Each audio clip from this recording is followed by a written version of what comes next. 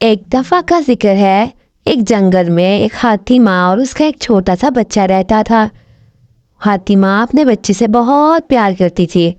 وہ بہت پیارا اور گول مٹول سا تھا، اس لیے اس کی ماں نے اس کا نام گولا رکھا ہوا تھا۔ وہ ہمیشہ اس کے ساتھ کھیلتی اور اسے بہت پیار کرتی تھی۔ ایک دن ہاتھی ماں بیمار ہو گئی اور وہ گر گئی۔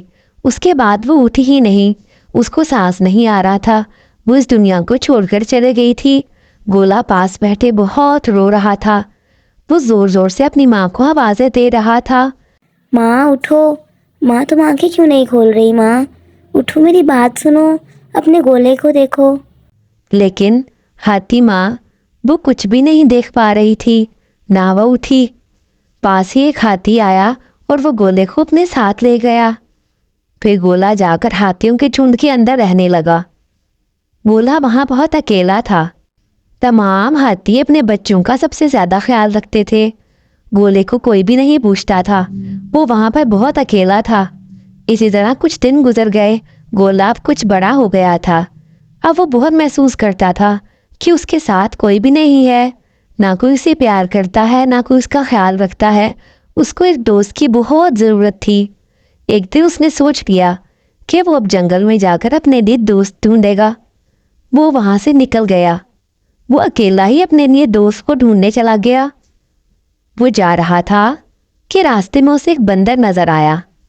اس نے رک کر بندر سے کہا، بندر بھیا، کیا آپ مجھ سے دوستی کرو گے؟ میں ہمیشہ آپ کے ساتھ رہوں گا اور آپ کی مدد کیا کروں گا۔ آپ میرے ساتھ دوستی کر لو۔ نہیں بھائی، تم رہنے دو، مجھے تمہارے ساتھ کوئی دوستی نہیں کرنی۔ تمہارا جسم اتنا بڑا ہے، تم اتنے موٹے ہو، کیا تم درختوں کے اوپر چڑھ سکتے ہو؟ کیا تم وہاں سے چیزیں توڑ کر ایک درخت سے دوسرے درخت کی طرف جا سکتے ہو؟ نہیں نا، تو پھر مجھے تمہارے ساتھ دوستی نہیں کرنی۔ اپنے جیسا ہی کوئی دوست تلاش کرو۔ ہاتھی کو یہ سن کر بڑا دکھ ہوا۔ وہ وہاں سے تھوڑا آگے چلا گیا۔ آگے گولے کو ایک ہرن نظر آئی۔ اس نے ہرن کے پاس جا کر یہی پوچھا کہ کیا بہنا تم میرے ساتھ دوستی کرو گی؟ میں تمہارے ساتھ ہمیشہ رہوں گا اور تمہاری مدد کیا کروں گا۔ میں طاقتور ہوں۔ نہیں بھیا، تمہارا جسم بہت بڑا ہے، مجھے تو کبھی بھی کہیں بھی بھاگنا پڑ جاتا ہے۔ کیا تم میرے ساتھ بھاگ سکو گے؟ تم تو نہیں بھاگ سکتے اتنے بڑے جسم کے ساتھ۔ میں تمہارے ساتھ دوستی نہیں کروں گی، تم کوئی اور دوست ڈھونڈ لو۔ گولا بیچارہ وہاں سے بھی مایوس ہو کر چلا گیا۔ تھوڑا سا آگے گیا تو اس کو ایک بھالو نظر آیا۔ اب اس کو تھوڑی سی امید ہوئی تھی کہ یہ بھالو میرے جتنا ہی بڑا ہے، یہ شاید میرے ساتھ دوستی کر لے۔